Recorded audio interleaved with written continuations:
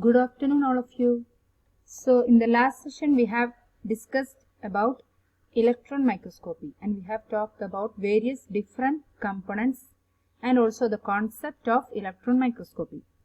And according to the various features of electron microscopy, it is again divided into mainly two types: transmission electron microscopy and scanning electron microscopy. So in this session we can discuss both of them. First, transmission electron microscopy. So this transmission electron microscopy or TEM, they are microscopes that use a particle beam of electrons. So here we are using electrons as a source of illumination to visualize specimens and generate a highly magnified image.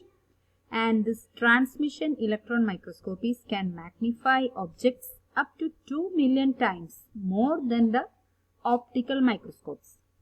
The specimen is most often an ultra thin section, that is less than 100 nanometer thick, or a suspension on a grid. So the specimen thickness should be very thin. Then only we can observe the specimens through this electron microscopy.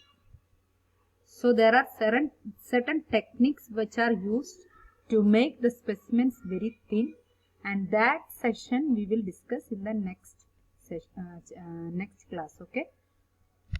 So according to this TEM, an image formed, it is from the interaction of electrons with the sample. And here main interaction occurring is between the sample and electrons. When these electrons hit the sample, the electron beam is transmitted through the specimen. It moves throughout the specimen. And the image is then focused on the imaging device such as a fluorescent screen.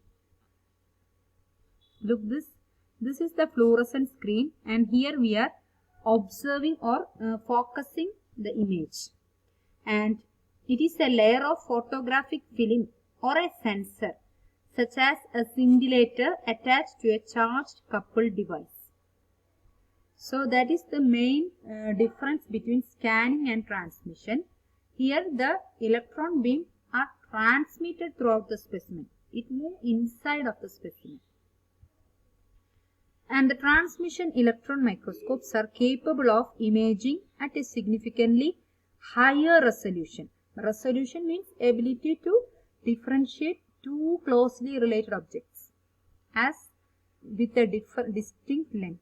So the images which we will obtain through this transmission electron microscope have higher resolution than light microscopes because of the smaller wavelength of electron. Wavelength is determined as de Broglie wavelength of electrons. And this enables the instrument to capture the fine details very clearly, even as small as the single column of atoms, which is thousands of times smaller than the resolvable object which we are seeing in the light microscope. So we can even observe very fine detailed informations. Okay. Then transmission electron microscope, it is the major analytical method in the physical, chemical as well as in the biological sciences. Okay, and also different applications are there for the TEM that are mainly used in cancer research, virology, material science, pollution, nanotechnology, semiconductor research, and also in other fields such as paleontology and palynology. And here I have shown the picture. This is nothing but smallpox virus which we have observed through the electron microscopy, transmission electron microscopy. This is the smallpox virus. Now coming to the principle. So the TEM operates on the same basic principle as light microscope.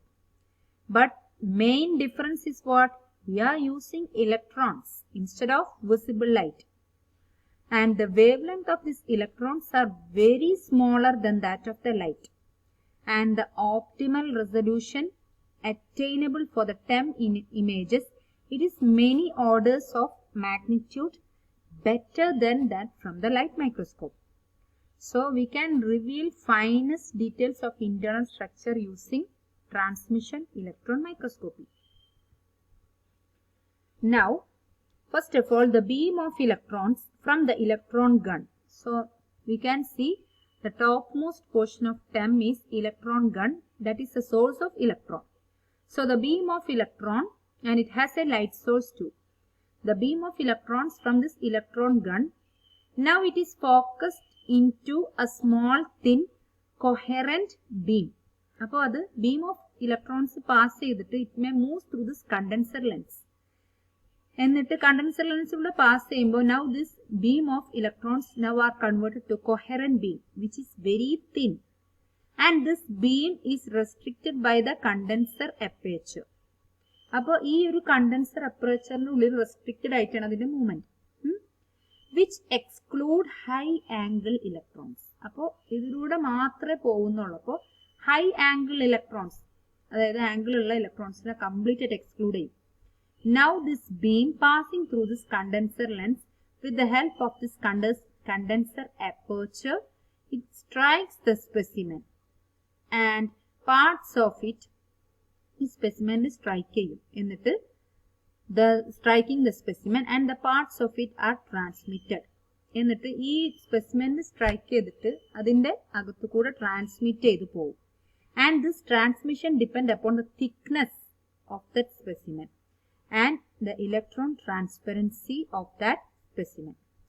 Now the transmitted portion of this electron beam, it is focused by the objective lens which are placed below the this specimen.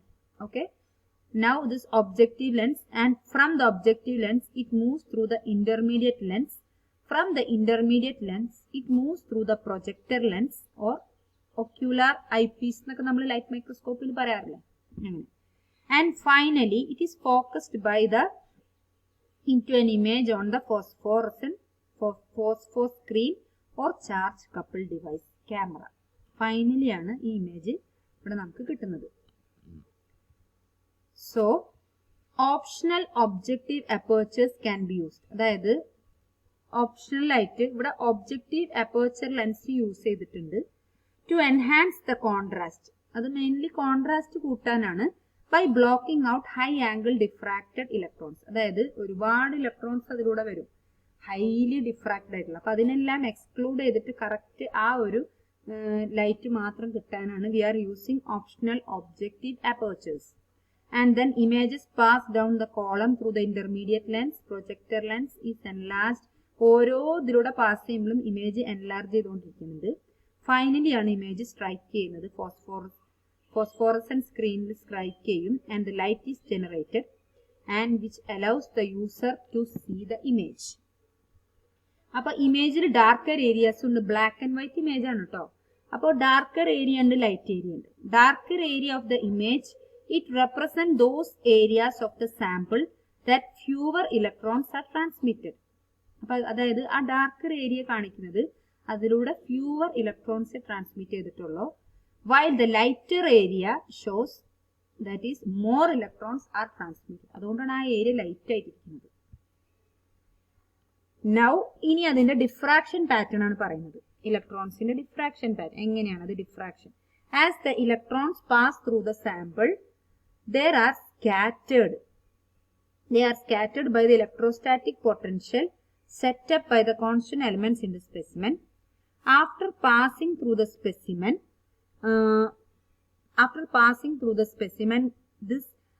they pass through the electromagnetic objective lens which focus all the electrons scattered from one point to a specimen onto the image plane.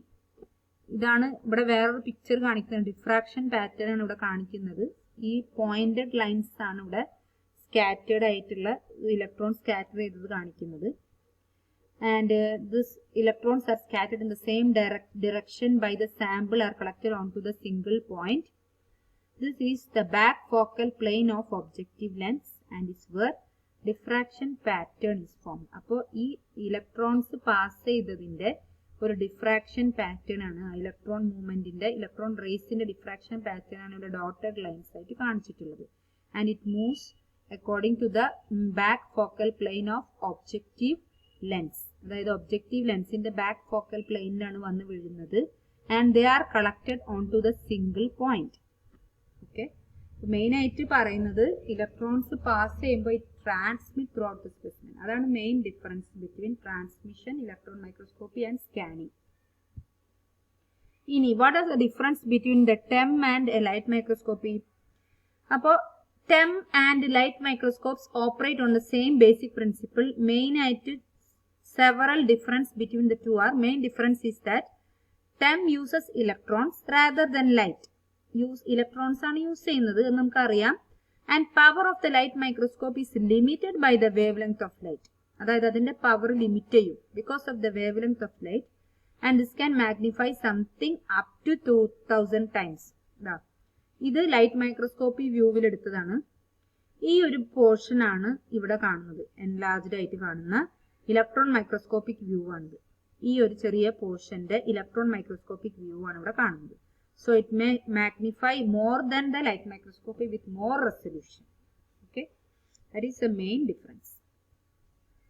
So the electron microscopes on the other hand can produce much more highly magnified images because beam of electrons have a smaller wavelength.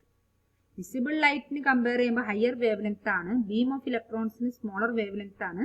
So it creates the images with higher resolution.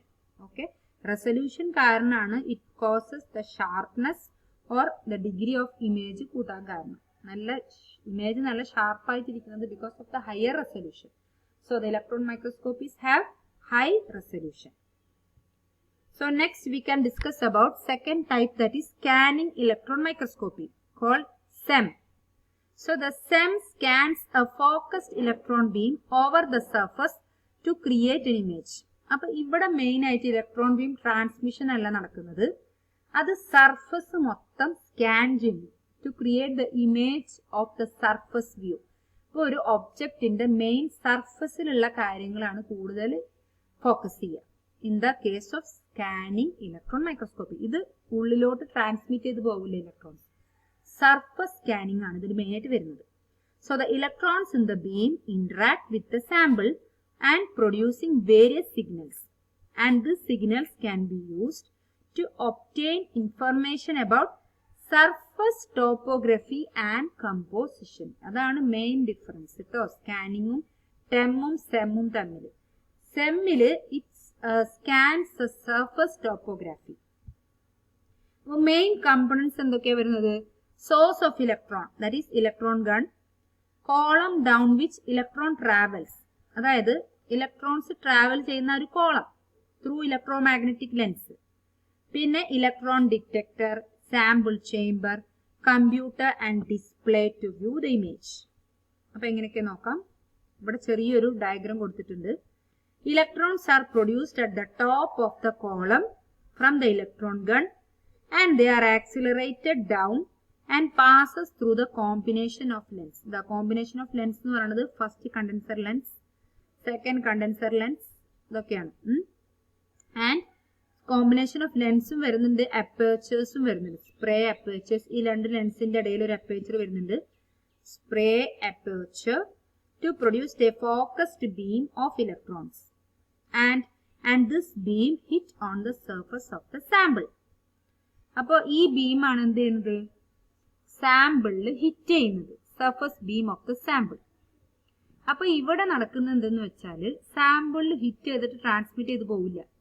അതിന് പകരം the sample is mounted on the stage in the chamber area and unless the microscope is design to operate at low vacuum. അപ്പോൾ ഇത് main ആയിട്ട് ഇത് മൊത്തം electron microscopy scanning SEM are operating in the presence of a vacuum. So the level of the vacuum will depend on the design. അതായത് complete vacuum ആണ് അതിൻ്റെ അകത്ത്, ഒരു എയറും ഇല്ല, കംപ്ലീറ്റ് എയർ എക്സ്ക്ലൂഡ് ചെയ്തിട്ടുണ്ട്. അപ്പോൾ ഈ ഇലക്ട്രോൺസ് ഈ സാമ്പിളിൽ വന്ന് വീഴും, ഫോളോ ചെയ്യും. Now the position of the electron beam on the sample. These are controlled by scan coils, and the scan coils are situated above the objective lens. Objective ലെൻസിന്റെ മുകളിലായിട്ട് ചില സ്കാൻ കോയിൽസ് ഉണ്ട്. അവയാണ് the position of electron beam on the സാമ്പിളിനെ control ചെയ്യുന്നത്. and this called